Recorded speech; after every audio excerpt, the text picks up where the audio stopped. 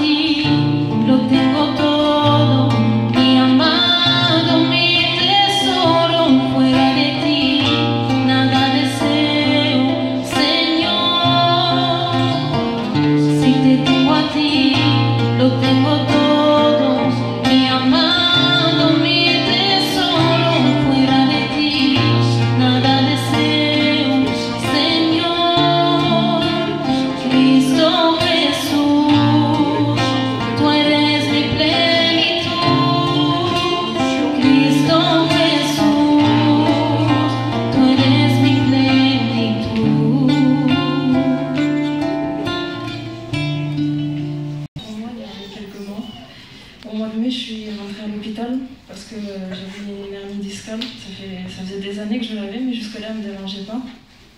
Et d'un jour à l'autre, j'ai eu des douleurs atroces. Et du coup, je suis rentrée à l'hôpital, et quand je suis rentrée à l'hôpital, ils ont voulu me garder parce qu'ils voulaient me soigner par perfusion. Parce qu'à mon âge, ils ne voulaient pas m'opérer, ils voulaient éviter l'opération. Du coup, ils voulaient me garder quelques jours. Au début, ils ont dit qu'ils me gardaient quelques jours pour me soigner par perfusion. Et plus les jours passaient, j'avais le traitement par perfusion. Mais moi, je me rendais compte que j'avais le traitement, mais chaque jour, quand j'essayais de me lever, en fait, jour après jour, je n'arrivais plus à marcher. Et en fait, au 13e jour, il y a le médecin qui est venu me voir. Normalement, le traitement devait faire effet. Et au 13e jour, il s'est rendu compte qu'en fait, j'avais mon pied qui avait commencé à paralyser.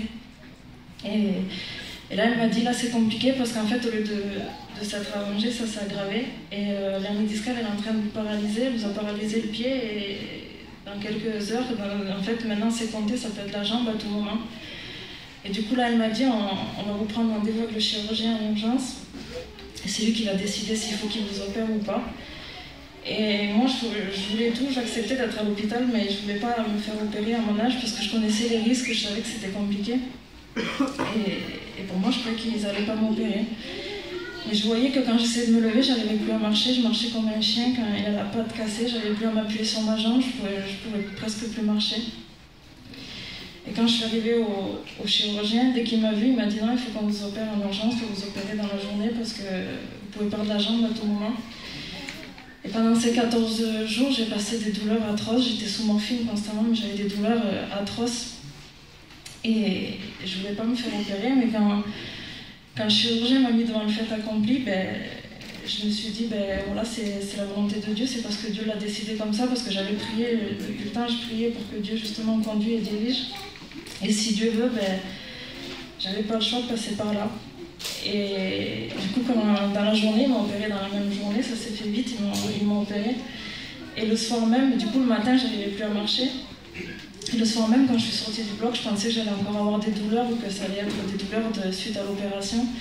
Mais je suis sortie du bloc et le Seigneur a béni parce que toute la nuit entière, je suis sortie du bloc à 8 h, toute la nuit entière, j'ai pas eu une seule morphine, pourtant je viens de me faire opérer. J'ai pas eu un seul Doliprane, rien du tout, toute la nuit, pas une douleur. Et le lendemain matin à 7 h, il y a une infirmière qui est venue, elle m'a dit on va essayer de voir si vous marchez, si vous pouvez marcher, on va vous faire marcher.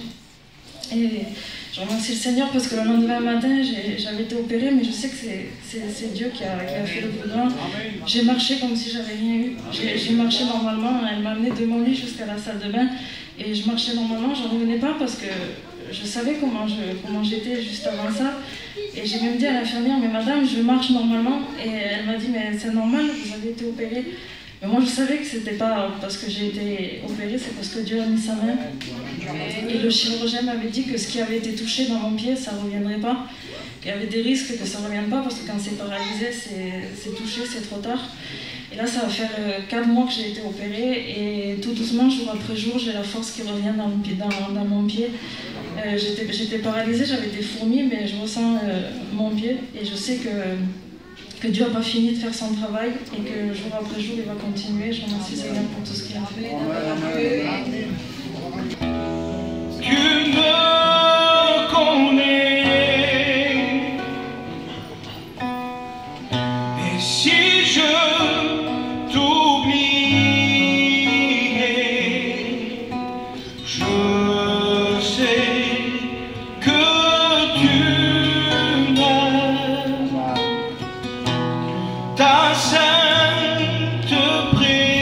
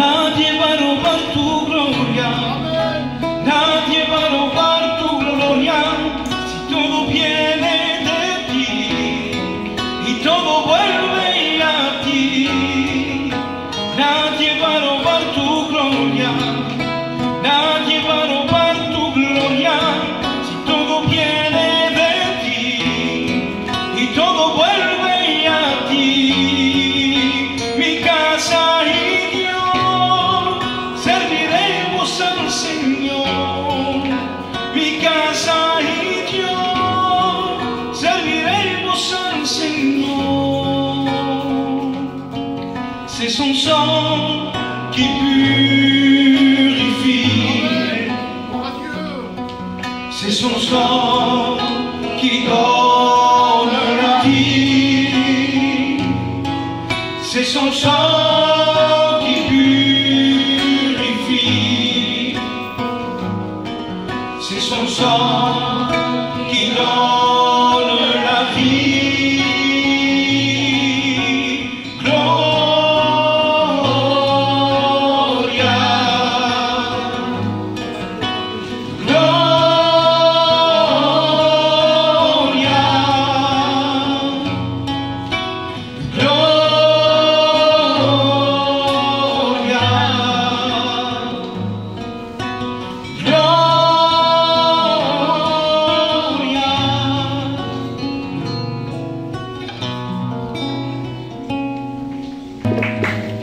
Aunque no tengo a nada, te tengo a ti.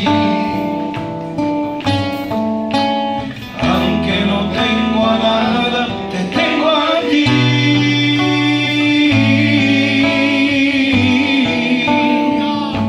Te tengo a ti.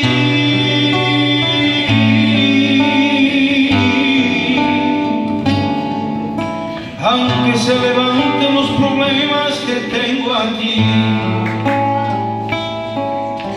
Aunque se levanten los problemas, te tengo a ti. Aunque se levanten los problemas, te tengo a ti.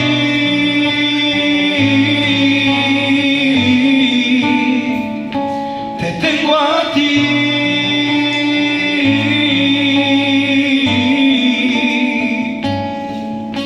Y grande es porque tengo un Dios muy grande.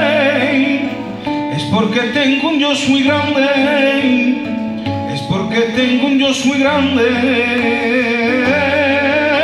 grande, es porque tengo un Dios muy grande, es porque tengo un Dios muy grande, es porque tengo un Dios muy grande. No quiero pecar más, quiero vivir con Dios, porque sin santidad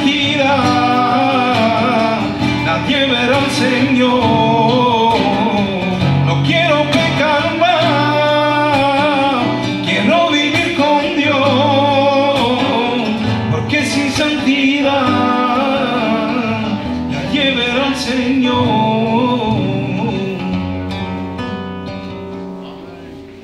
Merci à Dieu pour la grâce de Dieu qui nous est donnée. Grâce de Dieu d'écouter des chants, des témoignages, d'écouter la parole de Dieu, de savoir que ce soir tout est possible, que la parole de Dieu n'a pas changé, que Dieu n'a pas changé. Vous avez changé, j'ai changé, et Dieu ne bouge pas. Il reste le même, Dieu ne change pas. Il est toujours celui qui veut sauver, toujours celui qui veut délivrer, toujours celui qui veut transformer les vies. Amen. Et nous avons besoin d'un temps aujourd'hui de renouvellement, de transformation, de préparation avant le prochain retour de Jésus-Christ. Et que Dieu soit béni. Je veux prendre 5 minutes avant la prédication parce que je reviens de Roumanie. Vous savez que je suis responsable de Roumanie là-bas dans le missionnaire. Et j'aimerais vous donner quand même des nouvelles du pays. Parce que des fois on vous a demandé de prier, vous avez participé avec nous. Donc je pense que on va vous donner des nouvelles. Donc ce voyage s'est très bien passé par la grâce de Dieu. On est allé pour pouvoir finaliser l'achat d'un terrain, pour pouvoir faire une salle pour que les gens puissent se réunir. C'est dans la ville de Iași, c'est à la frontière de la Russie là-bas. Et on a pu finaliser l'achat d'un terrain là-bas par la grâce de Dieu. On a pu acheter 1 hectare de terrain. On a acheté 1 hectare, je vous explique rapidement pourquoi. Parce que le serviteur qu'on a là-bas, qui s'occupe des 20 ou 25 chrétiens qu'on a déjà là-bas, il a vendu sa maison pour investir dans l'achat du terrain. Donc du coup, il va faire sa maison à côté de la salle où on va faire. Mais vous savez, c'est important de prier pour lui. Parce que ce serviteur-là, il n'est pas riche du tout. Et personne n'est riche, ni ici, on n'est pas riche. Hein, les chrétiens, on vit au jour le jour. Mais là-bas, c'est encore plus difficile pour eux. Et bien, il a eu à cœur de vendre sa maison sans savoir où il va. Hein. Ça s'appelle de la foi. Parce qu'il ne sait pas où il va. On ne sait pas si dans 15 jours, dans 1 an, on ne sait pas quand est-ce qu'on pourra faire la salle. Mais en ne voyant rien, mais croyant en l'invisible, il a vendu sa maison pour qu'on puisse acheter un terrain, parce qu'il y a beaucoup de peuple dans cette ville-là, et il veut que les gens viennent à la réunion pour écouter l'évangile. Donc que Dieu nous aide. Voilà, on a pu aussi visiter nos autres églises qu'on a. Tout s'est bien passé, avec quelques soucis que Dieu a rétablis. Merci à Dieu. Amen. Alors maintenant, il faut, mes frères et sœurs, que nous prions ensemble pour que Dieu puisse nous aider à ce que nous puissions lever la salle, que nous puissions ouvrir la salle rapidement, à ce que les gens aient où se réunir. Pour l'instant, ils se réunissent dans la maison du pasteur parce que la grâce a permis qu'il a vendu, mais la personne qui a acheté a dit, pour l'instant, reste dedans et après tu sortiras. On ne sait pas combien ça va durer. Pour l'instant, Dieu a touché le cœur de cette personne-là. Elle a payé, elle a donné les sous, mais elle a dit, reste là pour le moment, je n'en ai pas besoin. Donc, merci à Dieu pour le moment que ça se passe comme ça, mais il faut que Dieu nous aide maintenant pour qu'on puisse avancer. Amen. Et ma fille a eu à cœur, quand je suis revenu de Roumanie, de faire des bracelets avec des noms de Dieu dessus, des bracelets qui se mettent sur les coques de téléphone, sur les sacs, sur le porte-clés. Elle a eu à cœur de faire ça pour qu'on puisse le vendre pour le missionnaire. J'ai posé la question au pasteur, il m'a dit qu'il était d'accord qu'on puisse les présenter à la fin de la réunion. Donc à la fin de la réunion, on vous les présentera. Et si vous pouvez nous aider, que Dieu vous bénisse. Vous savez que ce n'est pas notre œuvre, c'est toute votre œuvre à vous et à nous. L'œuvre de Dieu ne passe pas par un seul homme, ça passe ensemble. Il faut la prière, il faut les finances aussi.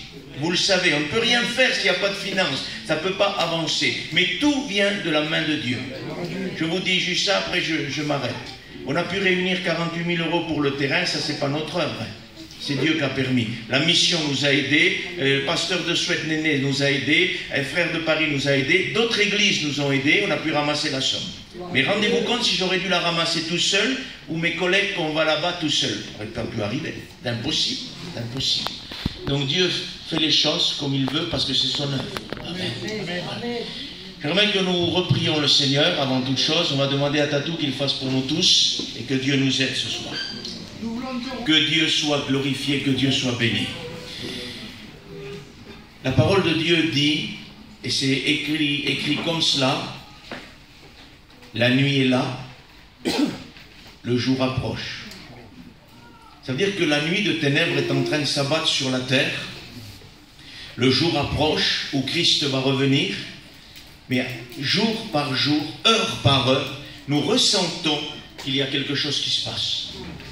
Mes frères et sœurs, le temps n'est plus ce qu'il était.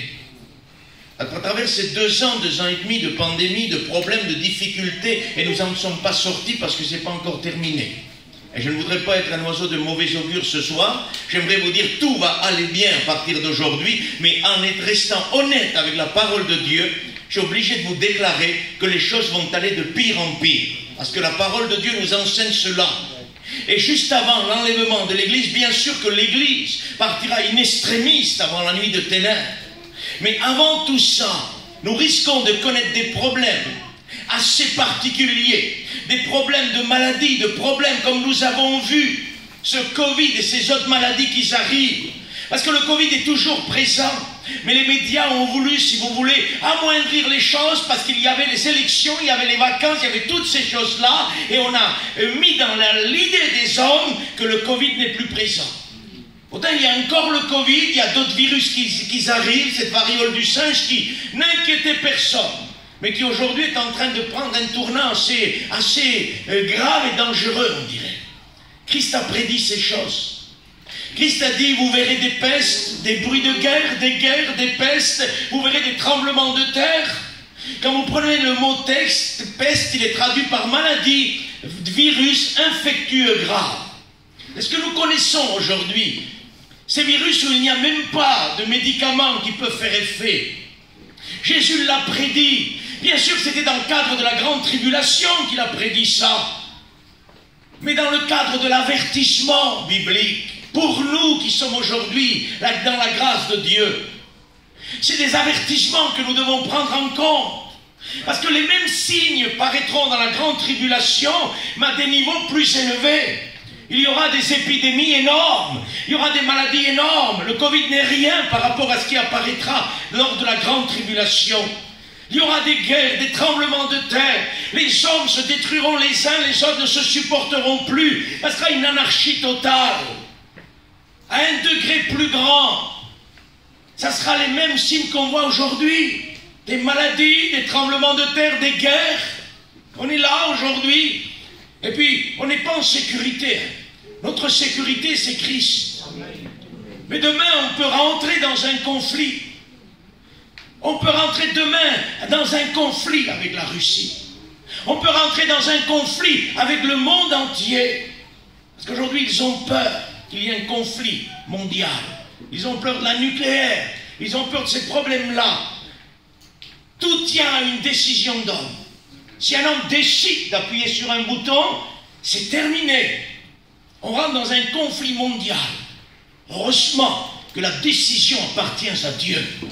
Et que ces hommes-là ne peuvent rien faire sans la décision du Tout-Puissant. Arrive-t-il quelque chose sur la terre dont Dieu n'est pas l'auteur, dit la Bible? Toutes ces choses qui sont en train d'arriver sont dirigées par Dieu. Dieu est maître de la situation. Mais on n'est pas protégé, mes frères et sœurs. J'aimerais vous le dire et me le dire ce soir. On est en France et on se croit protégé. Savez-vous qu'en Ukraine et en Russie, il y a des chrétiens? Vous le savez, n'est-ce pas? Pensez-vous que les chrétiens de France sont plus nobles que les chrétiens d'Ukraine et de Russie? Pas du tout. C'est des enfants de Dieu. Et pourtant, ils ont été touchés par la guerre. Alors la guerre pourrait aussi bien arriver en France. On n'est pas plus noble qu'eux. Ce sont des chrétiens, des enfants de Dieu comme nous. Que Dieu nous aide et que Dieu nous bénisse. Que ça aille bien jusqu'à la fin. Mais il faut se préparer à des temps difficiles, mes frères et sœurs. Il faut se préparer à ce que les taux se resserrent de plus en plus. Aujourd'hui, on peut rentrer dans un, comment vous dire ça? Oui, dans une ère difficile à vivre. Dans une ère particulière qu'on n'a jamais connue. On peut être réduit au niveau de la nourriture. On peut être réduit au niveau de l'argent. Savez-vous que l'argent aujourd'hui, la bourse, nous on n'a pas d'argent en bourse, donc on ne risque pas trop, enfin pour moi. Mais quand on a de l'argent en bourse, les gens tremblent aujourd'hui. Dès que le Covid avait confiné le monde, le jour d'après, la bourse avait chuté. La bourse peut chuter en 1 heure, en une demi-heure. Ça veut dire que le monde est instable à tout niveau, au niveau boursier, au niveau de tout ce que la terre tient aujourd'hui. Tout est instable. Les hommes ne dirigent plus rien du tout. Les hommes veulent diriger, mais ils ne dirigent plus. On ne peut plus contrôler la chaleur. La chaleur est de plus en plus intense. Ce sont les coupes du livre de l'Apocalypse dans la grande tribulation qui vont s'abattre et les hommes seront brûlés par le feu. À un pourcentage bien plus bas aujourd'hui. Dieu, dans son amour, est en train de faire un signe à nos amis, à l'église de Dieu, en voulant dire, regardez, ces signes vont arriver. C'est pour réveiller la conscience des gens. On n'arrivera plus à un moment donné à rafraîchir avec les clims. On n'arrivera plus à faire face aux catastrophes qui arriveront. Aujourd'hui, ils veulent trouver des solutions pour pouvoir amener de l'eau. La sécheresse n'y est plus. La Bible parle qu'un tiers des eaux tarira, afin que des rois viennent pour faire une guerre à Israël. Mais il y a cette idée dans la Bible de sécheresse. Et la sécheresse vient à cause de la chaleur. C'est ce qui se passe aujourd'hui. À une échelle différente, dans la grande tribulation, ce sera les mêmes cataclysmes qui apparaîtront. Des tornades, des tremblements de terre, toutes ces choses-là apparaîtront à un niveau bien plus élevé. Mais dans son amour, c'est comme si Dieu voudrait nous dire, regardez, tout ce que j'ai prédit, qui sera dans la dernière semaine, dans la grande tribulation, est en train, à une échelle plus basse, de s'accomplir, afin que vous voyez que je reviens bientôt. Christ a dit, quand vous verrez ces choses, levez votre tête, la délivrance est proche. Amen. Église de Jésus, quand nous verrons ces choses, la délivrance est proche, dit le Christ. Ça veut dire qu'aujourd'hui, Église de Dieu, ça ne devrait pas nous effrayer tout ce qui arrive. Ça devrait nous rapprocher de Dieu. Il y a des chrétiens qui sont effrayés. J'ai peur pour mes enfants, j'ai peur pour ça. Comment va-t-on vivre? Comment va-t-on acheter ça? Ne t'amasse pas des richesses sur la terre. Amasse-toi des richesses dans le ciel, où le voleur ne peut pas voler, où la rouille ne peut pas toucher. Des richesses spirituelles. La Bible dit, si vous êtes ressuscité avec Christ, recherchez donc les choses d'en haut. Là où votre vie est cachée en Christ, et quand Christ paraîtra, vous paraîtrez aussi. Amen. C'est merveilleux ça, de rechercher ces choses-là. Beaucoup de chrétiens, beaucoup de nos amis ne recherchent plus à être sauvés. Beaucoup de chrétiens ne recherchent plus à être spirituels. Ils se sont stabilisés sur terre et il n'y a plus d'avancement. On a stagné. Le temps est là de se réveiller. Le temps est là de se fortifier. Et j'aimerais te lire un verset. Parce que dans cet après-midi, comme chaque serviteur de Dieu, j'ai dit à Dieu, Seigneur, quel est le message pour le peuple ce soir? Et je suis le peuple avec toi. Amen. Quel est le message, Seigneur? Parce qu'il ne suffit pas de faire un message. Il faut le message de Dieu. Amen. Et le Seigneur m'a répondu. Et il m'a donné le message. Et précisé ce message il y a 1 mois et demi à peu près, sous un chapiteau. Et je ne pensais pas le reprêcher, parce que c'était pareil. Dans l'après-midi du chapiteau, Dieu m'a dit, c'est ce message que tu prêches. Et cet après-midi, c'est ce qu'il m'a dit. Alors je vais vous lire ce message-là. Et je ne peux pas le contourner ce soir, vous comprenez bien. Ça va nous déranger un peu, ça va nous bousculer un peu. On ne peut pas contourner ça. On ne peut pas se faire une bonne réunion ce soir. Nous voulons la réunion de Dieu. Est-ce que vous êtes d'accord? Je lis avec vous en Jérémie 8 et verset 4. Dis-leur, ainsi parle l'Éternel, est-ce que l'on tombe sans se relever? Ou se détourne-t-on sans revenir? Pourquoi donc ce peuple de Jérusalem s'abandonne-t-il à de perpétuels égarements? Il persiste dans la tromperie, il refuse de se convertir. Je suis attentif et j'écoute. Il ne parle pas comme il devrait. Aucun ne se repent de sa méchanceté et ne dit, mais qu'ai-je fait? Tous reprennent leur course comme un cheval qui s'élance au combat. Même la cigogne connaît dans les cieux sa saison. La tourterelle, l'hirondelle observent le temps de leur arrivée, mais mon peuple ne connaît pas la loi de l'Éternel. Comment pouvez-vous dire nous sommes sages? La loi de l'Éternel est avec nous. C'est bien en vain que s'est mise à l'œuvre la plus mensongère d'esprit. Les sages sont confondus, ils sont consternés, ils sont pris ou assis. Ils ont méprisé la parole de l'Éternel. Et quelle sagesse ont-ils? Car depuis le plus petit jusqu'au plus grand, tous sont avides de gain, depuis le prophète jusqu'au sacrificateur. Tous usent de tromperie, ils pensent à la légère la plaie de la fille de mon peuple. Paix, paix, disent-ils, mais il n'y a point de paix. Ils seront confus, car ils commettent des abominations. Ils ne rougissent pas, ils ne connaissent pas la honte. Amen. Que Dieu soit béni et glorifié. Nous sommes ici devant la parole de Dieu. Et la Bible dit que les choses, les expériences de l'Ancien Testament nous sont données pour nous comme exemple, afin que nous qui sommes arrivés dans les derniers temps, nous soyons instruits de ce qui se passe. Je pense que le temps est venu maintenant, peuple de Dieu, où nous devons consulter de nouveau la parole de Dieu. Frères, on consulte la parole. Ne nous bornons pas par de faux raisonnements.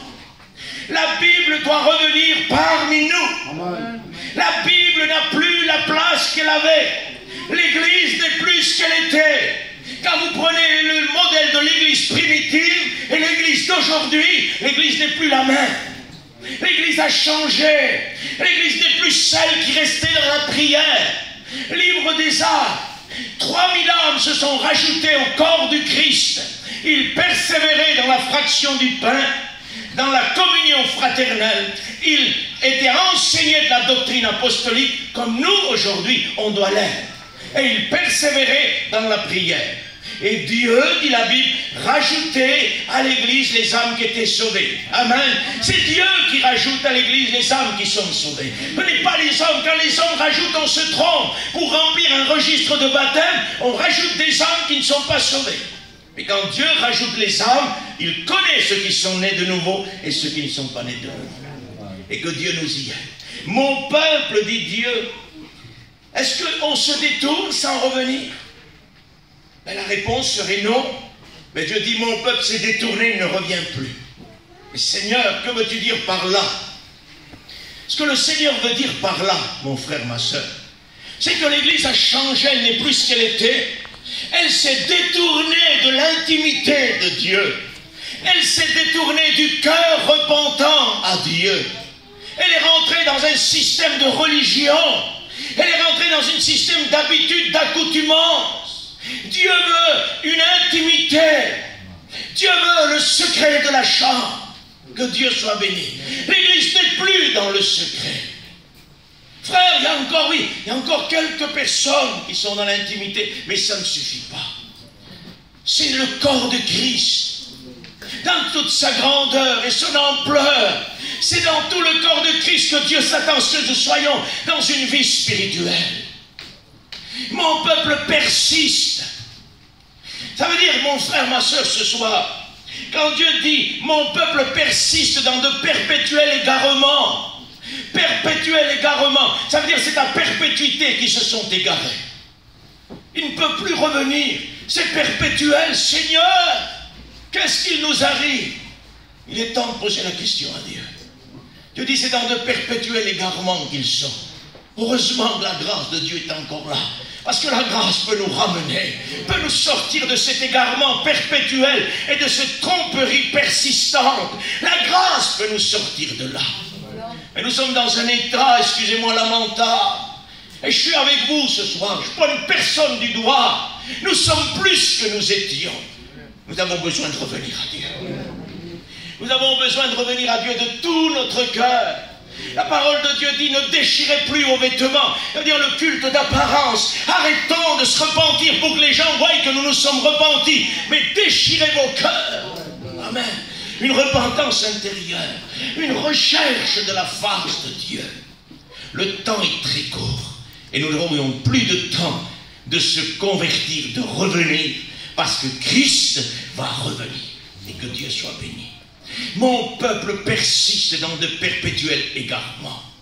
Mission sur mission, séminaire sur séminaire, et convention sur convention, et nous sommes dans le même état. Il n'y a pas d'amélioration. Pourquoi que nous sommes dans le même état?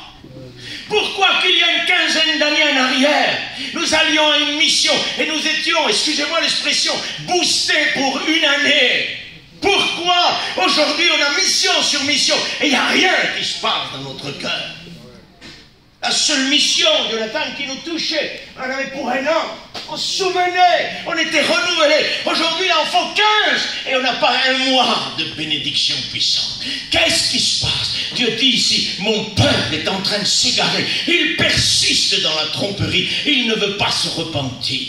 Et là, nous sommes avec Ézéchiel 33.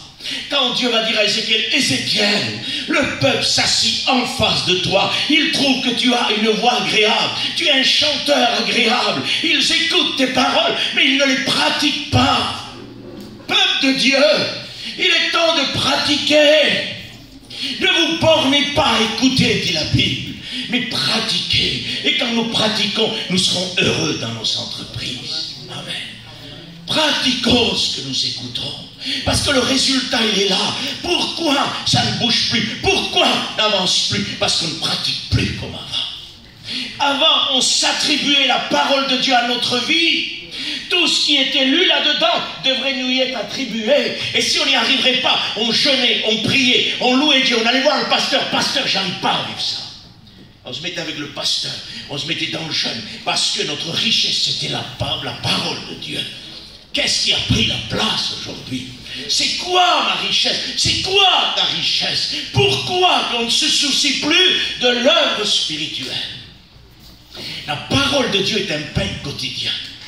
La parole de Dieu, c'est elle qui nous amènera jusqu'au ciel. Ne l'oublions pas. La parole de Dieu est un pain merveilleux. Nous arriverons jusqu'au trône avec la parole de Dieu. Et je vous en parlerai peut-être demain, je ne sais pas, on verra bien. Mais on arrivera jusqu'au trône avec la parole de Dieu. La doctrine nous unit, la doctrine nous protège, elle nous amène jusqu'au trône de Dieu. Quelle place a la parole de Dieu dans nos foyers?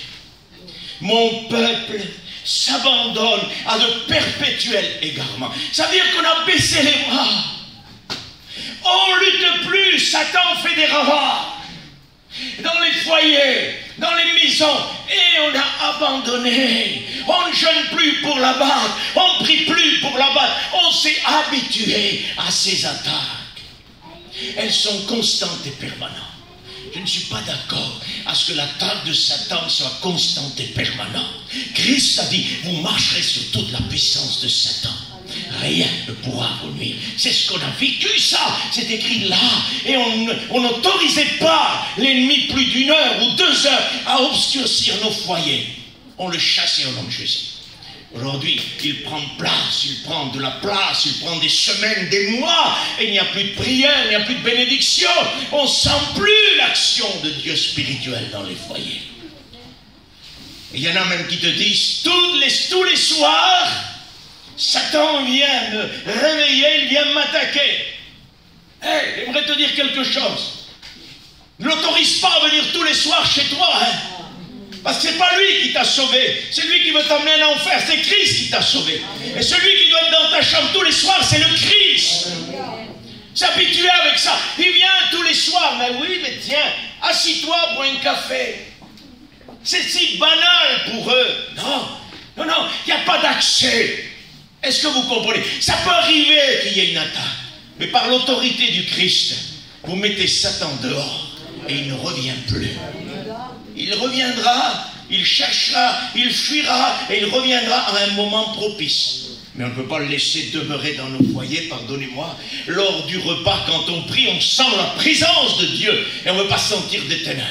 On ne veut pas sentir du poids. On ne veut pas sentir le monde rentrer dans nos foyers. Parce que c'est ce qui se passe aujourd'hui. Le monde rentre dans nos foyers. À travers la télévision, à travers les réseaux sociaux, le monde est en train de rentrer chez nous. On regarde le monde en public, avec les petits-enfants, les enfants, le papa, la maman, le grand-père est là, tout le monde est là. Et puis il y a Sodome et Gomorrhe en face. Nos yeux dans la télé, ça dérange personne. C'est une infamie, c'est quelque chose d'abominable. C'est abominable que nous nous habituons à regarder le péché dans un cadre de télévision. Le péché dans l'église n'a pas sa place. Il n'a pas sa place dans notre pensée et ni devant nos yeux. Pardonnez-moi, aujourd'hui on s'habitue à ça.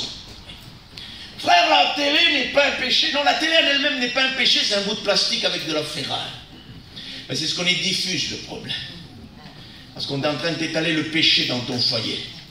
Mes frères et sœurs, je n'ai jamais parlé contre la télévision. Mais il est temps de se réveiller et de freiner maintenant ces choses-là. Arrêtons de laisser dans nos foyers n'importe quoi. On n'a pas le droit. Frère, voyons, on règle le programme. Ah oui. Mais moi je te parle juste des publicités. Hein. En plein midi. Orange et Amazon. Sodome et Gomorrhe devant tes yeux. Sont là. Ton petit-fils est là. Imaginez-vous mon petit-fils qui est là. Il me voit regarder la télé, Jonathan avec lui. Puis il y a ces deux personnages là. Que Dieu a dit qu'ils sont contre nature. Et qu'il n'y a pas de repentance, c'est l'enfer. Mais Dieu veut les sauver. Que Dieu soit béni. Amen. Merci à Dieu s'ils se repentent. Mais sinon, c'est contre nature. C'est pas possible de permettre ça. Si mon petit-fils me voit voir la télé avec lui, là tout. Et que moi qui suis pasteur, et moi regarder la télé, voir ça devant ses yeux, vous savez ce qu'il va se dire? Si mon papa qui est serviteur de Dieu le regarde, c'est pas mauvais. C'est que c'est bon. Et Satan va inculquer dans son esprit des pensées pour plus tard. Et on va connaître une génération comme on n'a jamais connu, mes frères et sœurs. Parce que ça y est, on est en train d'être envahi, d'être puissamment envahi par ça. Que Dieu nous aide et que Dieu fasse grâce. On a besoin que tout le monde se repente. Je suis pour la repentance, mais je ne suis pas pour le péché dans nos foyers. Jamais de la vie, jamais de la vie. Nos foyers ne peuvent pas accepter le monde. C'est pas possible. Possible. Émission télé-réalité et tout ce que tu veux. Les anges là. Mais attends, t'as des chrétiens qui sont là. Mais c'est quoi, frère? C'est les anges. C'est diabolique, tout simplement. L'esprit du luxe, l'esprit de la jet set est toujours rattaché au péché de débauche. Pardonnez-moi, derrière toute l'idole, il y a toujours quelque chose qui est caché. Et derrière le luxe que nous montrent ces téléréalités, ces célébrités, tout ce que tu veux, il y a le péché caché. Parce que l'argent va avec le péché aujourd'hui. L'argent n'est plus utilisé pour vivre, il est utilisé pour posséder les âmes. Le livre de l'Apocalypse chapitre 18 dit qu'il y a 32 marchandises et qui sont à la vente. Il y a de l'or, de l'argent, il y a des pierres précieuses, il y a du parfum, il y a des beaux habits, des marques, tout ce que tu veux. Et à la fin, il y a des corps et des âmes d'hommes. C'est-à-dire que les âmes des hommes sont vendues aujourd'hui, achetées avec l'argent, et on en fait des esclaves. On a besoin de se réveiller, Église de Dieu. Mon peuple persévère dans de perpétuer l'égarement. On a besoin de revenir à la réalité. On a besoin dans nos foyers de ramener le Christ. Tu n'en as pas besoin, j'en ai besoin moi ce soir. C'est moi le premier qui dit, Seigneur, viens puissamment dans mon foyer. J'ai besoin que tu rentres et que tu inondes mon foyer. Rappelez-vous quand les gens rentraient chez vous, il y a quelques années en arrière, qu'ils poussaient la porte et ils disaient, il y a quelque chose. Il y a quoi? Pourtant c'est une peinture banale. Il n'y a pas des meubles à 6 000 euros, à 10 000 euros, des meubles tout simples. Et les gens te disaient, qu'est-ce qu'il y a là-dedans? Parce qu'on sent quelque chose. Et ce qu'on sent, c'est la présence de Jésus. On a besoin que les gens reviennent chez nous parce qu'ils trouvent quelque chose de bon. Est-ce que vous comprenez? Ceux qui ne sont pas chrétiens ont besoin, quand ils rentrent dans un foyer chrétien, de ressentir Christ pour qu'ils se donnent à Dieu. Amen. Comment se fait-il que les chrétiens ne se reconnaissent plus par rapport aux non-chrétiens? Même parler, même habillement, même manière de dialoguer, même chose de regarder sur Facebook, même chose de regarder à la télé. Comment se fait-il que l'Église se séparait au départ et que l'Église ne se sépare plus? Comment se fait-il? C'est parce que nous avons laissé le monde rentrer, mes frères et sœurs. Nous avons fait des compromis avec le monde. Et nous avons laissé de petites choses insignifiantes rentrer en départ, ce qui aujourd'hui nous donne beaucoup de choses signifiantes dans nos foyers, qui sont à extraire rapidement pour que le Christ puisse revenir parmi nous. 24 sur 24 sur un téléphone portable. Est-ce que tu crois que c'est normal pour un chrétien? Non, c'est pas normal. On n'est pas à parler pour mes amis ce soir, à leur dire c'est pas normal les amis que vous restez. J'ai pas d'autorité sur nos amis. J'ai juste l'autorité de les amener à Dieu s'ils veulent ce soir. Et sur l'Église, Dieu nous a établis pour qu'elle ne soit pas ballottée à tout vent de doctrine. Vous comprenez bien, mes frères et sœurs. C'est une autorité spirituelle que nous voulons sur vous. C'est que c'est ce temps perdu sur les téléphones portables. Nous le rachetons pour se mettre de nouveau dans la prière et la lecture. Il y a des gens qui t'appellent, le téléphone il sonne, si tu n'as pas le téléphone sur toi, et si par malheur tu passes en messagerie, tu es jugé. Ah, il est beau le pasteur. Il est beau pourquoi? Parce qu'il ne répond pas à la première sonnerie. Écoutez, j'ai un téléphone portable, mais il n'est pas 24 heures sur 24 sur moi. J'ai une messagerie, laisse un message, je te rappelle. Je ne peux pas vivre avec le téléphone. Oui, mais t'es pasteur. Ben, Jésus était pasteur aussi, il n'avait pas de téléphone. Il n'avait pas de téléphone, il n'était pas joignable comme on voulait. Heureusement, parce que sinon, devant le tombeau de Lazare, 4 jours avant, il serait déjà là. Parce qu'on l'aurait convoqué, il serait là avant le temps de Dieu. Mais sans téléphone, l'Esprit de Dieu le poussait. Et il arrivait au moment où la gloire de Dieu va exploser. Aujourd'hui, on a le téléphone. Pasteur, viens là, c'est très bien, il faut le faire. Il y a des limites avec le téléphone. On ne peut pas vivre qu'avec le téléphone. C'est impossible. Il y a un temps aujourd'hui où les téléphones doivent être déposés et les laissant servir comme téléphone et non pas comme une vie surplantée sur ta vie. C'est impossible. Le téléphone n'est pas notre cœur. Je ne sais pas à qui j'ai dit, je crois que c'est à mon fils le plus jeune, je crois, si je me trompe, que Dieu me pardonne. Il m'a dit, tu ne réponds pas au téléphone. Je dis, écoute, le téléphone, c'est pas mon cœur. Je ne l'avais pas sur moi. Mon cœur, il est là. C'est lui qui me tient en vie. Ce n'est pas mon téléphone. Si je ne l'ai pas sur moi, je vis quand même. Il y en a que s'ils n'ont pas le téléphone, ils ne vivent pas. Il est où mon portable? Il est où mon portable? On a converti les réseaux sociaux en réseaux spirituels. Et on s'envoie des messages, on s'envoie des notes. Et la philosophie qu'il peut avoir. Dieu ne nous demande pas d'avoir la foi pour ça, mais il nous demande pour... Quelle philosophie? La Bible dit que les philosophies sont à extraire, dit l'apôtre Paul. Qu'on ne fasse pas de vous sa proie par philosophie. Les belles paroles, les belles phrases sur les réseaux sociaux, on est fatigué de tout ça. Nous voulons un mot de Dieu. Nous voulons un mot de Dieu. C'est tout ce que nous voulons. Amen. Nos anciens étaient plus simples dans le parler, mais quelle onction et quelle grâce ils dégageaient quand ils parlaient. Aujourd'hui, il faut un dictionnaire pour quand quelqu'un parle, parce que tu ne comprends pas ce qu'il dit, c'est trop compliqué, parce qu'il veut se donner une certaine sagesse. Mais la Bible dit ici, ils ont méprisé ma parole, et que leur reste-t-il, leur sagesse, à quoi sert-elle? En vain s'est mis à l'œuvre la plume des scribes, des secrétaires, si tu préfères. C'est-à-dire, c'est en vain qu'on peut jouer le secrétaire. Ça ne sert à rien de donner 600 versets quand tu prêches, s'il n'y en a pas un au moins qui vient de Dieu. C'est ça. Elle s'est mis en vain la plume des scribes. Parce qu'aujourd'hui, si tu n'as pas donné de versets, il y en a des fois qui disent « Ah, il n'a même pas donné des versets, tout ça, j'étais prêt à noter. Ouais. » Mais le mot de Dieu est là. Et bien plus important que toute chose. Un jour, j'avais prêché sur un verset. Et puis j'avais donné le verset, mais je ne l'ai pas donné exact comme il était écrit. Ben, je l'ai donné. Une réunion d'évangélisation. Je crois que c'était car Dieu a tant aimé le monde qu'il a donné son Fils afin qu'on ne soit pas perdu. J'ai dit ça. Après la réunion, et je dis ça pour l'expérience, avec des gens qui se sont donnés à Dieu comme chaque fois que la croix est prêchée. Pour ça, il n'y a pas de souci. Si on prêcherait plus la croix, les gens se sauveraient. Ils ne se sauvent plus parce que nos réunions d'évangélisation ressemblent à des enseignements. Mais si on prêcherait la croix, il y aurait des sauvés. Une personne est venue me voir après la réunion. C'est pas écrit comme ça. C'est comme ça. Ah. J'ai dit, t'aurais préféré quoi? Que je cite le texte parfaitement comme il l'est et que personne se donne à Dieu, ou le résultat que tu as vu devant tes yeux? Ah, j'ai pas pensé à ça, frère.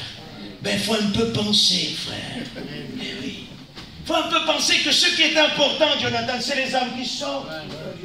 Vous croyez qu'on est là pour faire du cinéma, pour être acteur, ou pour démontrer qu'on sait parler? On ne sait pas parler, que ça soit Jonathan, les autres serviteurs. Si Dieu arrête le bouchon, là, à l'instant où je parle, il n'y a plus rien. Je cours dehors, là, parce que je ne sais pas quoi vous dire. Comprenez ça? Non, on n'est pas là pour se démontrer. On est là pour que Dieu parle à son peuple. Et son peuple doit revenir. Je dois revenir, tu dois revenir. Nous allons rentrer dans un temps terrible. Un temps très difficile à vivre. Un temps qui va se resserrer pour l'Église. Un temps de tribulation. Et je précise pour ne pas être incompris, je ne dis pas qu'on rentre dans la grande tribulation, je dis qu'on rentre dans une tribulation. Et l'Église n'a pas part à la grande tribulation, mais l'Église a part à la tribulation. Frère, comment? Ah ben écoute, livre de l'Apocalypse dit, moi Jean, votre frère, c'est quand même l'apôtre Jean ça, votre frère ça. Il dit, moi, votre frère Jean, qui est part avec vous à la tribulation à cause de la parole et le royaume. C'est-à-dire que Christ a aussi dit, c'est par beaucoup de tribulations que nous atteindrons le royaume des cieux. Donc ne vous attendez pas qu'avant le retour, il y ait une ère de paix. Avant le retour, il faut qu'il y ait un temps de tribulation, c'est prévu. Un temps difficile. Et savez-vous pourquoi? Parce que le livre de Pierre nous dit, ce qui fait votre joie, c'est que vous savez que Christ va bientôt revenir. Amen. C'est notre joie ça. Mais puisqu'il le faut, il dit, que maintenant vous soyez éprouvés par diverses épreuves, afin que votre foi, plus précieuse que l'or, soit éprouvée. Amen. C'est-à-dire que l'Église n'a plus la foi qu'elle avait. C'est-à-dire que l'Église, ici, là, une extrémiste va partir bientôt, je ne sais pas quand, je ne peux pas fixer, mais c'est pas loin. Elle va partir. Et la Bible nous dit qu'elle n'est pas prête, qu'il faut qu'elle se prépare. Il faut qu'elle soit éprouvée. Et vous savez pourquoi il faut qu'elle soit éprouvée? Parce que n'oubliez pas que Dieu sait tout avant que ça arrive. Il est l'alpha et l'oméga, le premier et le dernier. Il n'y a rien entre lui, hein.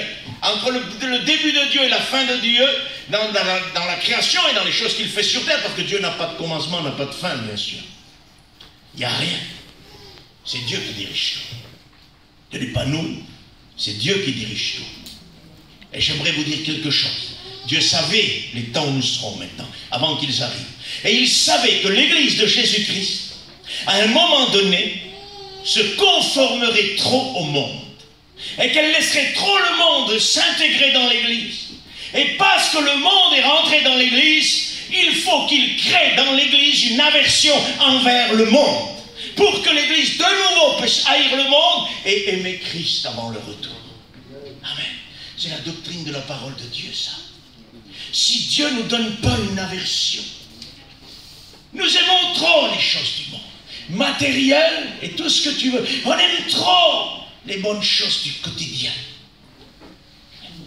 Christ a dit dans le livre de Luc que votre cœur ne s'apaisantisse pas par le manger et le boire. Pourtant, c'est pas méchant. Manger et boire. Oui, mais Christ dit, dans les derniers temps, on peut s'apaisantir à cause du manger et du boire. Il y en a qui disent souvent, mais frère, qu'est-ce qui nous reste? La réunion et manger.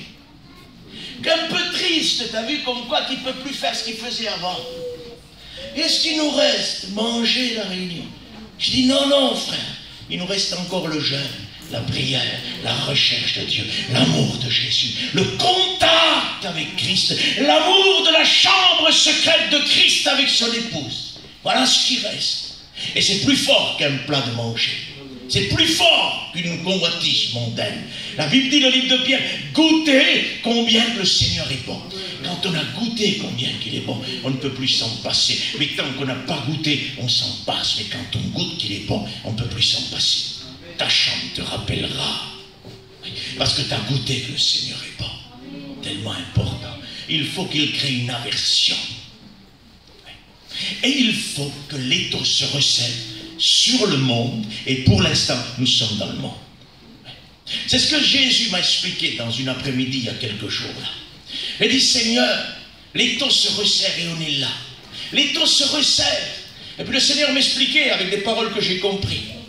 Comment veux-tu que je resserre l'étau sur le monde sans que vous en soyez aussi effleurés? Parce que vous êtes encore ici dans le monde, vous. Vous n'êtes pas encore partis. Donc, que je le veux ou que je ne le veux pas, l'étau va se resserrer pour le monde, pour ceux qui ne sont pas sauvés. Mais ça va nous effleurer aussi, parce qu'on est encore sur le monde. On n'est pas encore partis. Mais quand ça sera insupportable, quand on ne pourra plus respirer, quand on va s'étouffer tellement que le poids du péché, les démons seront sur terre et que le poids sera énorme, Dieu nous enlèvera, nous sortira de là. Il est fidèle, il le fera. Amen. Mais c'est maintenant mal grave, mon frère, ma soeur, de ne plus ressentir le poids des démons qui est sur terre aujourd'hui et de prendre du plaisir dans les choses du monde. Non, on n'a pas le droit de faire ça. Si on ressent quelque joie envers le monde, on doit se repentir. Pardonne-moi. Ah oui, mes frères, là, c'est sectaire un peu. Non, non, non, c'est l'extrait de l'évangile, ça. Vous savez, le parfum, si tu prends l'extrait, ça sent beaucoup plus fort. Mais on a besoin, là, comme je disais l'autre jour, que l'extrait de l'évangile arrive maintenant. Afin qu'il y ait cette odeur de Christ puissante parmi nous. Et qu'on prend l'évangile réel. Parce qu'aujourd'hui, si on a une attirance vers le monde, on doit se repentir d'avoir une attirance vers le monde. Parce que c'est trop grave. La Bible dit, celui qui aime le monde, l'amour du Père n'est point en lui. C'est quand même écrit ça, c'est pas la peine besoin de le prêcher ça, c'est écrit ça. Si quelqu'un aime le monde, l'amour du Père n'est point en lui. Oui, mes frères, moi j'aime pas le monde, je vais à mon église, oui, maintenant l'apôtre va plus loin, mon frère. L'apôtre dit, si quelqu'un aime le monde, l'amour du Père n'est point en lui. Si quelqu'un aime le monde ou les choses du monde, là ça va plus loin. Parce qu'on peut se délivrer, on peut, si vous voulez, s'échapper du premier. J'aime pas le monde, moi, j'aime mon église, ah ben très bien. Ouais, mais quand tu es dehors, si tu adores les choses matérielles, si tu vis pour les belles choses, pour les choses matérielles, et que ton cœur est tenu par les choses matérielles, et que tu aimes le luxe du monde, alors là tu es pris par l'apôtre Jean, qui te dit, si tu aimes les choses du monde, alors c'est pareil comme si tu aimais le monde. Donc le Père ne peut pas habiter en toi. Pardonnez-moi, mes frères et sœurs, si j'aime le monde, si je suis attiré par les choses du monde, l'amour de Dieu ne peut pas être en moi. Parce que l'amour de Dieu est une inimitié contre l'amour du monde. Et Dieu ne fait pas de compromis avec le monde. La Bible dit qu'on ne doit pas être surpris en infidélité spirituelle, mais qu'on doit rester fidèle jusqu'à la fin et que Dieu en soit béni. Mon peuple demeure perpétuellement dans la tromperie. Non, ça ne change plus. On dirait que c'est fini, qu'on ne va pas s'en sortir. Il n'y a que du négatif. On est un peu heureux. On écoute une réunion, une mission, on est un peu heureux. Ça va durer. Puis ça retombe, ça ne dure pas. Parce qu'on a besoin d'une repentance réelle. On a besoin d'un retour à Dieu. Amen. Que toute la nation revienne à Dieu. Que toutes nos églises reviennent à Dieu. Amen. C'est ça qu'on a besoin. Une repentance nationale, internationale même. Parce qu'au pays étranger, quand j'y vais, c'est le même état. C'est le même état. c'est le même état. Partout tu iras. Du joint à la soie, tu demandes, c'est pareil, frère, c'est le même état. Les gens ne prennent plus, les gens ne gardent plus. Ils sont tout feu, tout flamme. Et dès qu'ils sortent 2 jours après, c'est terminé. Il n'y a plus rien. Il faut renouveler encore. Il faut des vacances spirituelles. Il faut organiser des vacances spirituelles aujourd'hui pour que ça aille mieux. Non, on n'est pas d'accord avec les vacances spirituelles. Ce qu'il faut, c'est le secret de la chambre. Voilà les vacances d'un chrétien. Ne rien faire pour avoir le temps de rentrer dans sa chambre. Des chrétiens qui veulent partir en vacances, j'en ai marre, je pars en vacances. Pendant 15 jours, ils ne lisent même pas la Bible, ils ne prient même pas, ils sont en vacances. Il n'y a pas de vacances, hein, parce que Satan n'est jamais en vacances. Et ces 15 jours où nous allons être en vacances, il va nous abattre. C'est certain ça. Il nous abattra. La Bible dit, leurs œuvres ne leur permettent plus de revenir à Dieu. C'est un malaise. Savez-vous pourquoi? Parce que tellement qu'on a de l'activité aujourd'hui, des œuvres qu'on fait pour Dieu, ça ne nous pousse même plus à rechercher Dieu, parce qu'on se contente de l'activité qu'on a.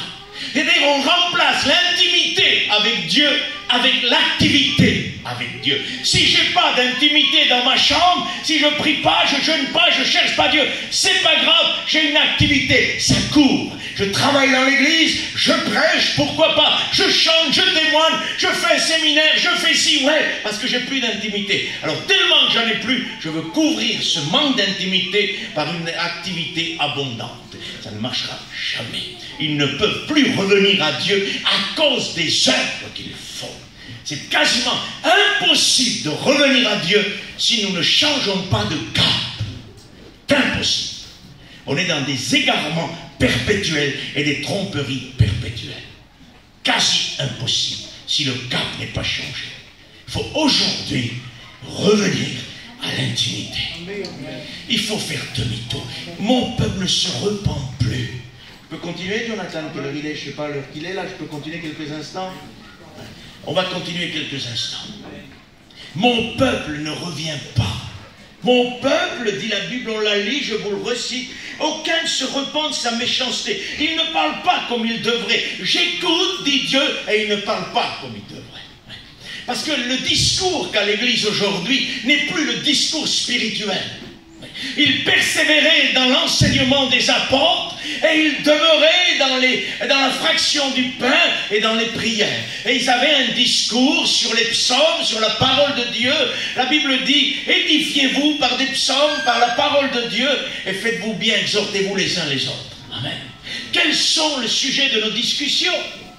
Il est en train de dire ici, j'écoute, puis il ne parle plus comme il devrait parler. C'est rare qu'on retrouve des foyers chrétiens qui parlent encore de Dieu. On parle de la bonne affaire sur le bon coin. On parle de la bonne voiture, du bon camion, de la bonne maison à faire. Et on a oublié qu'on a une conversation à tenir. Quand quelqu'un vient te visiter, vient me visiter, c'est pas pour que je lui parle d'un camion, d'une voiture, c'est parce que Dieu l'a poussé pour que je lui parle de Dieu. On allume nos téléphones et puis on s'échange des photos. Tiens, t'as vu ça, le camion là?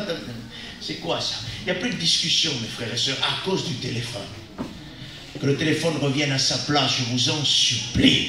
Éteignez tout, mettez ça de côté, téléphonez, qu'on vous appelle, que vous appelez, ça suffit largement. Ça suffit largement. On doit revenir à nos veillées de prière dans les maisons. On se réunait 5, 6 frères, 5, 6 sœurs. Les serviteurs étaient là. On parlait de Dieu. Rien de spécial. Le Christ était là. Que veux-tu de plus? Que veux-tu de plus? Aujourd'hui, les soirées Facebookers. À celui qui trouvera quelque chose qui fait plus rigoler. En train de se potordre de rire. C'est pas des chrétiens, ça, si, hein. Chrétiens sont plus pris par Facebook que les non-chrétiens aujourd'hui. Ils sont plus pris que les non-chrétiens. Ils devraient se débarrasser rapidement de ça. Rapidement. Il y en a qui me disent, frère, t'es méchant. J'exhorte les gens, moi, sur Facebook. T'es meilleur que Jésus, parce que Jésus a fait ça sans Facebook. Par l'action du Saint-Esprit. Il a exhorté, il a sauvé, il a écrasé Satan. Et il va revenir pour nous chercher tout ça sans réseaux sociaux. Nous, on est meilleurs que lui. Frère, t'es méchant, t'as pas d'amour. Ouais. T'es meilleur, toi, avec Facebook. Non, Il faut s'arrêter maintenant. Il faut s'arrêter. Christ ne nous a pas instruit ces choses-là. Il y en a qui disent, oui, mais il n'y était pas là. Il y en a un l'autre jour qui a dit, parce que j'ai prêché sur les réseaux sociaux, vous savez ce qu'il a dit, lui? Il a dit, mais avant, il y avait des ânes, maintenant, il y a des voitures. En voulant dire, ce qu'il prêche, ça ne va pas. Pauvre insensé. Pauvre insensé. Je roule en voiture aujourd'hui, au lieu de rouler en âne. Ça va plus vite. Mais la voiture, ce n'est pas l'objet de Satan. Tandis que Facebook 666 et réseaux sociaux, c'est l'œuvre de l'esprit de l'Antichrist. Alors celui qui défend ces choses-là est un avocat du diable. Attention, attention. Parce que moi je suis fatigué aujourd'hui. Vous savez, j'ai reçu une mission. C'est d'enlever l'église de la technologie. Et j'ai des attaques. Et au début, je laissais faire. Maintenant, je suis fatigué. Moi, j'ai envie que la vérité soit dite. Si tu vas et tu viens pour contrer ça et pour dire que ça ne va pas, tu es l'avocat de Satan. Vous pouvez le dire, s'ils sont 20 000, je serai tout seul contre 20 000. Parce qu'on ne combat pas une œuvre qui vient de Dieu. Et quelqu'un qui abandonne Facebook est quelqu'un qui revient à Dieu. Que le veuille ou non, il n'y a plus de prière, il n'y a plus de consécration, il n'y a plus rien. Il y a juste le téléphone. Et Satan est malin. Il nous met quelques requêtes là. Et on envoie là-bas. Il faut le faire, je le fais aussi. Et croyez-moi, j'ai un cœur comme vous les chrétiens. Je prie pour les malades et j'intercède. Mais qu'on arrête aujourd'hui avec ça. On passe du temps à mettre des messages, de la philosophie, là-bas, là-bas. On se regarde un petit message, tiens. Et on est toujours pareil. On n'a jamais écouté des messages aussi nombreux comme on l'écoute aujourd'hui sur les réseaux sociaux. Et pourtant, notre état est lamentable par rapport à avant. Qu'on écoute un message tous les dimanches. Alors, ça nous a arrangé, Facebook? Non, ça nous a détruit. Et ça va encore nous détruire. Et si on n'affermit pas ce qui reste, ça va être une destruction complète. Complète. Ils ne peuvent plus revenir à cause de leurs œuvres. Excusez-moi l'expression, parce que l'esprit de prostitution est au milieu d'eux. Ça veut dire ça. C'est une infidélité spirituelle. Il y a un accord entre le monde, alors que Christ ne partage pas. Il veut son épouse fidèle à lui. Et quand le monde commence à rentrer, l'esprit d'infidélité règne au milieu. Et ça sépare. Et il ne peut plus revenir à la repentance. C'est impossible. Je vais essayer de finir. Prenez patience. Il fait chaud. J'ai chaud aussi. Je suis avec vous dans le même local. À différents entre vous et moi, je suis debout, vous êtes assis. Mais sinon, c'est la même chaleur, Eliel. Mais ce que je veux, c'est qu'on soit béni. Comprenez bien.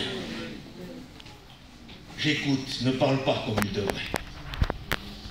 Et ils ne disent pas, mais qu'ai-je fait? Tous reprennent leur course comme un cheval qui s'élance, enragé. Vous savez ce que c'est, ça? C'est après le Covid, le confinement que nous avons vécu. Dieu nous a calmés avec tout ça. On s'est calmé parce que, à un moment donné, pardonnez-moi, avant toutes ces choses-là, que de missions, que de séminaires et que de choses nous organisions. Et nous sommes arrivés à un moment donné, mes frères et sœurs, à faire des séminaires pour pouvoir ramasser de l'argent pour faire quelque chose. Il faut quand même être réaliste. On ne fait pas un séminaire pour ramasser de l'argent. On fait un séminaire pour que les gens reçoivent de Dieu. Un point, c'est tout. Amen. C'est tout. Amen. Après, s'il y a... Parce que moi, ce que je crois, Jonathan, c'est que quand on fait quelque chose de spirituel, le matériel vient de Dieu. Ça vient tout seul. Mais on n'organise pas quelque chose pour ramasser de l'argent. Non, on organise pour la vie des âmes et derrière l'argent vient. Parce que quand les âmes sont disposées, vous n'avez pas besoin de demander, ils donnent. C'est comme ça. Qu'est-ce qu'on avait fait? Mission, convention, séminaire, ce que tu veux, Espagne, jamais à Véron, jamais en Hollande. Non. J'ai fait un séminaire une fois avec les frères de Montpellier, on était dans la montagne au-dessus de Montpellier. 50-60 personnes. En Espagne, là, quand je vais en Espagne faire un séminaire, il y a 400 personnes. Et puis quand je vis moi, quand il y a les autres qui vont, il y a 800 personnes. Vous comprenez ça? Mais pour quelle raison l'Espagne est plus spirituelle? Ou alors il y a Barcelone et les promenades et les jambons à ramener et tout ce que vous voulez. Il y en a qui vont au séminaire, ils disent, ça coûte combien? 300 €, supposons. 300 €, compte 200 € de cadeaux, compte la route, ouais, je ne vais pas pouvoir le faire. Tu peux répéter, compte 200 € de cadeaux. Pourquoi 200 € de cadeaux? Tu vas où là? Tu vas pour être béni spirituellement. Tu n'as pas besoin de ramener des présents pour faire des cadeaux. Ramène ton cœur plein et distribue le spirituel à ceux que tu vas côtoyer. Au lieu de donner un cadeau d'Espagne, hein, et pas moi. Au lieu de donner un taureau dessiné sur un truc, je sais pas moi, donne une parole. T'as rien ramené? Si, j'ai ramené. Christ m'a dit ça, Christ a dit ça, Christ a fait ça. Je sens l'onction de Dieu dans ma vie. Il veut te bénir, tu vas voir comme les gens vont être bénis. Mieux qu'un cadeau, qu'un porte-clés avec Barcelone. Qu'est-ce qu'on en a à faire de tout ça, mes frères et sœurs? Il faut en venir à la réalité maintenant. On a besoin d'un esprit puissant de l'évangile. Tous repartent comme un cheval à la course, enragés. Oui, avant le confinement, nous étions enragés pour tout ça. Ben, on s'est calmé. Les églises ont fermé, séminaires ont fermé, comme si Dieu voudrait nous dire maintenant il est temps que tu rentres dans ta chambre et que tu cherches l'intimité de ta chambre. Le frère Xavier dit souvent, vous l'avez sûrement écouté, tu ne peux pas faire 3 mètres pour aller dans ta chambre, c'est pas la peine de faire 500 km pour aller au séminaire. C'est une réalité de Dieu. C'est pas compliqué à comprendre, hein? Mais pourtant c'est la vérité. Nous étions prêts à tout faire. Mais dans notre chambre, dans le confinement, il y en a qui ne sont jamais rentrés dans leur chambre. Parce qu'il y avait Zello, Zoom et tout ce que tu veux, qui a pris le relais 3 jours après. Oui, 3 jours après. Les gens étaient à bout, on a besoin de la parole. Je vais finir, mes frères et sœurs, bientôt. On a besoin de la parole. Les gens sont à bout. Les serviteurs disaient, le peuple veut la parole. Il y en a un qui m'appelait, frère, est-ce que tu pourrais faire une réunion sur Zello ou Zoom? J'en souviens plus. Puis j'ai dit non frère, pour l'instant, voilà, Dieu me demandait de rester dans ma chambre. Dieu m'avait clairement dit, reste dans ta chambre, reste dans le lieu secret, parce que quand ça va s'ouvrir, il va falloir que tu prêches l'évangile. C'est ce qu'il m'avait dit. Je pense que c'est ce qu'on doit faire tous les serviteurs, hein. Profiter de ce temps qu'il nous a encore donné pour prêcher l'évangile. Ben, j'ai dit au frère, le Seigneur me demande de rester tranquille dans ma chambre. Tu sais frère, il faut avoir un peu d'amour, les âmes ont besoin de la parole de Dieu. J'ai rien dit, mais il m'a fait mal. Ça m'a fait très mal dans mon cœur. Et je me suis remis en question, Jonathan. Quand j'ai raccroché, je suis rentré dans ma chambre et j'ai dit, Seigneur, je demande pardon si j'aurais dû faire des réunions sur les réseaux sociaux. Je demande pardon, Seigneur. Et puis là, le Seigneur a commencé à me questionner. Quand il vous questionne, c'est pas qu'il n'a pas la réponse, c'est que vous avez besoin de comprendre. Il m'a dit, qu'est-ce qu'ils disent, les gens? Seigneur, les gens disent qu'ils veulent ta parole, qu'ils ont besoin de ta parole et qu'ils ne peuvent pas vivre sans ta parole. Il m'a dit alors, dans le livre de Jean 1:1, la parole était Dieu et la parole était avec Dieu. Alors si c'est la parole qu'ils cherchent, qu'ils rentrent dans leur chambre, qu'ils ferment la porte et moi la parole je suis devant eux. Ce n'est pas la parole qu'ils cherchent, c'est leur système de religion qu'ils avaient, le religieux qui était en eux, ils ne veulent pas s'en débarrasser. Et là le Seigneur a clarifié mon cœur. Amen. La parole, elle est dans ta chambre. Rentre, et Christ est là, c'est la parole. On ne peut pas tromper Dieu. On ne peut pas tromper Dieu. Ça a enlevé le caractère sacré. Il y en a qui, frère, il y a eu des bénédictions, il y a eu une délivrance là-bas. T'as jamais vu des délivrances dans les réunions, toi? Moi, j'en ai vu. Il n'y a pas sur Zello ou sur Zoom ou sur réseaux sociaux qu'il y a des délivrances. Ça, c'est les exceptions qui ne font pas la règle. La règle, c'est un homme en chair qui prêche en face d'une église assise. C'est ça la règle. Comprenez? C'est comme ça que ça doit se faire. Oui, mais frère, on n'avait pas de réunion. Eh bien, Dieu le savait. Dieu le savait. Merci à Dieu pour tous ceux qui ont compris, qui sont rentrés dans leur chambre et qui ont cherché la face de Dieu. Parce que t'en as qui faisaient des prédications pendant 24 heures. Toute la nuit et tout le matin. Ils n'ont jamais rêvé autant de prêcher tant, ces garçons-là. Ils voulaient prêcher. Ils ne pouvaient pas, mais là, sur Zello, 24 sur 24. Ils ont dû être fatigués. Un jour qui a dit, je ne peux pas finir la réunion avec vous sur Zello parce que je suis attendu sur un autre groupe. Là. Tu te rends compte, il n'a pas fini de faire la prière qui repart. Ça enlève le caractère sacré de la prédication, tout ça. Parce qu'il y en a qui buvaient des canettes de coca en face des écrans. Il y en a qui mettaient une gifle une fois. On m'avait montré ça. Il y en a un qui son petit, il est venu, il l'a bousculé. Mais laisse-moi écouter la parole. Il a mis une gifle. Ça faisait un bruit énorme. Chrétien. Il y en a qui étaient là sur leur canapé, les pieds en haut, canette de coca, un autre MT. On va où là? On n'est pas au cinéma, hein. On est devant la parole de Dieu. Donc ça a enlevé le caractère sacré d'un homme qui prend la parole, ça. Alors il y a eu peut-être des bonnes choses qui sont faites, mais dans l'église il y a des meilleures choses qui se font. Et on a besoin de Jésus. On a besoin de revenir à lui. Ils reprennent la course, je vous le promets, je vais m'arrêter. Ils reprennent la course comme un cheval enragé. Qu'est-ce que nous avons fait? Expliquez-moi. Dès que le confinement s'est ouvert, on s'est enragé à refaire des missions, à refaire les séminaires, à refaire tout. Il ne faut pas le faire, bien sûr qu'il faut le faire, mon frère, ma soeur. Je suis là pour toi ce soir, pour une mission avec toi, ensemble. C'est qu'il faut le faire. Mais ce que Dieu aurait voulu, c'est qu'on rentre dans une intimité et qu'après on refasse nos missions, nos séminaires, nos conventions, pour que nous soyons bénis de la grâce de Dieu. Enragés. Dès que ça s'est ouvert, allez, à droite, à gauche, tac, tac, tac, on fait ci, on fait ça. As-tu demandé à Dieu ce qu'il fallait faire? Est-ce qu'on a pris le temps de demander? Parce que quand le confinement s'est bloqué là, on n'a pas eu un instant l'idée d'aller vers les anciens de Gien qui restent encore ces hommes de Dieu qui ont bâti par grâce la mission. On n'a pas eu un instant l'idée d'aller monter à Gien et de leur dire mettez-vous devant Dieu dans le jeûne les frères.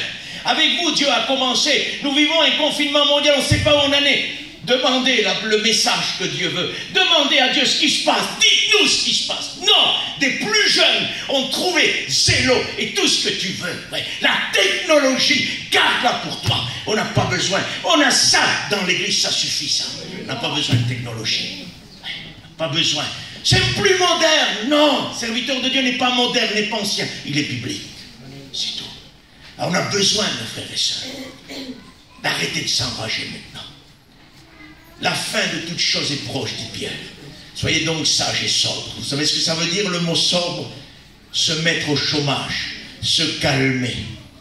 Quelle différence entre l'enragement des gens aujourd'hui à faire 10 000 réunions. Il y en a qui disent, j'ai même plus le temps de prier tellement que j'ai fait de réunions. Eh bien, j'aimerais pas être dans ta réunion. Parce que si tu n'as pas le temps de prier et que tu fais des réunions, tu vas me dire quoi dans la réunion? Tu vas me raconter la réunion de lundi. Et mardi, tu vas raconter celle de mercredi. Eh oui, j'étais là-bas l'autre jour, ça a été ça, ça a été... Ah ouais, mais attends, on voudrait écouter la parole de Dieu.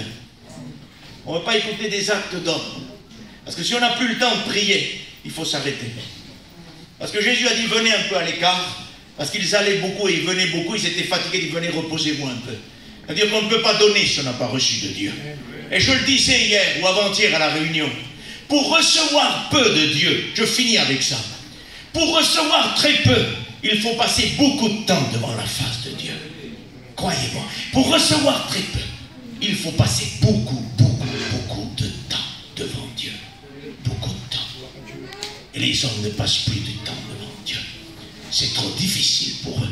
Ils préfèrent prendre l'initiative, leur idée, leur manière de faire, que de passer du temps pour écouter Dieu. On va prier le Seigneur ce soir. On va prier Dieu. Notre Père, notre Dieu, tu vois ces perpétuelles tromperies, ces perpétuels égarements. Nous sommes devant ta parole ce soir, celle que tu as voulu. Et je suis devant toi, moi le premier. Veuille fouiller mon cœur, briser mon cœur, briser toute tromperie, tout perpétuel égarement de mon cœur. Je veux te renouveler au quotidien avec ta parole et ton onction et ta grâce. Je veux vivre, Seigneur, le renouvellement avec toi. Je veux déchirer mon cœur et non pas les vêtements. Seigneur, délivre-nous de cette technologie, délivre-nous de ce monde, Seigneur. Parce que tu dis dans ta parole, offrez vos corps comme des sacrifices agréables. Ne vous conformez pas au monde, mais soyez renouvelés. Et nous voulons être renouvelés par la puissance de ton esprit. Nous ne voulons pas nous conformer au monde. Non, nous voulons être transformés, métamorphosés. S'il te plaît, fais-nous grâce. Donne-nous ta grâce, nous en avons besoin.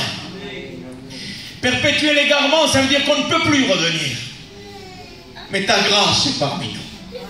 Ça veut dire que pour l'instant, on peut encore revenir. Que pour l'instant, tu peux encore nous faire grâce. Et te demande de nous aider. Bénis les églises aux quatre coins du monde. Tu vois l'état d'égarement perpétuel à l'échelle mondiale. Viens, Seigneur, éclaire-nous, renouvelle-nous, donne-nous une repentance réelle. Sors-nous de l'agitation. Nous ne voulons pas être enragés à œuvrer. Nous voulons être, Seigneur, attirés de ta présence. Nous voulons recevoir de toi pour donner et non pas autrement. Seigneur, merci pour la grâce, pour tout ce que tu es, pour ce que tu fais. Merci Adonai pour la grâce de Dieu. Je te glorifie ce soir. Que Dieu vous bénisse, priez le Seigneur.